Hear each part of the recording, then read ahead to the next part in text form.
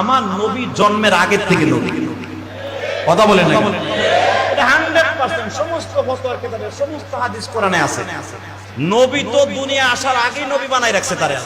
আমার নবীরে পৃথিবীতে আসার আগে, দুনিয়া বানাইবার আগে আমার নবী নবী। এটা সমস্ত আহলে হক, আলেম ওলামার, আহলে সুন্নাত ওয়াল জামাতের আকীদা। কিন্তু আমার আল্লাহর কথা হলো, আমার নবী হলো আদম আলাইহিস সালামকে বানাইবার আগে আমার নবীরে আমি নবী বানাই রাখছি। আল্লাহু আকবার জোরে বলতে পারলেন না?